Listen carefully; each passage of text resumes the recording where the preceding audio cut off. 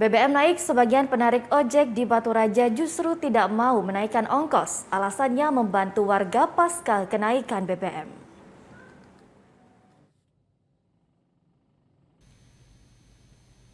Kenaikan BBM disikapi penarik ojek di Batu Raja dengan belum menaikkan ongkos bagi penumpang.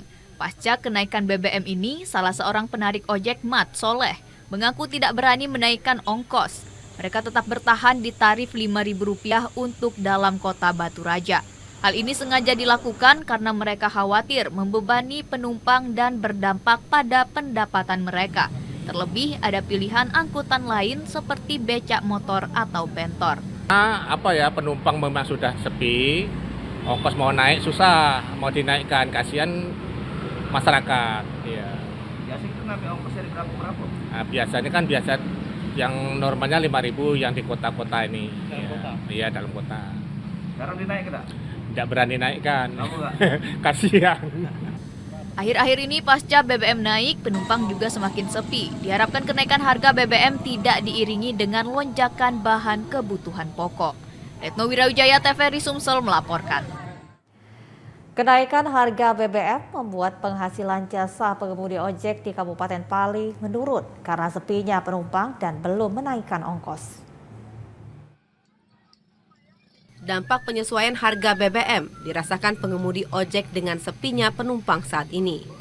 Seperti diungkapkan salah seorang pengemudi ojek, Kusyadi, di kawasan Talang Ubi, Pali, yang mengaku dampak kenaikan BBM menjadikan penghasilan turun drastis. Sebelumnya sehari memperoleh Rp150.000, kini hanya Rp60.000 saja akibat sepinya penumpang. Ditambah lagi belum disertai kenaikan tarif penumpang. Pokok utamanya kami dari ojek ini sepi, Pak, bukan nyata. Kenaikan BBM ini sangat sepi.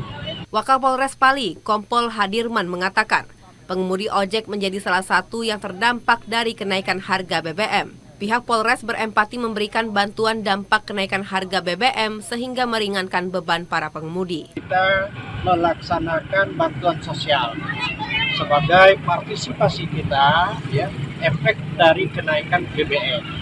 Sasaran kita adalah para pengemudi ojek, kemudian pedagang kaki lima, yang tentunya mereka berdampak langsung. Dari Kabupaten Pali, Muhammad Husniawan, TVRI Sumatera Selatan melaporkan.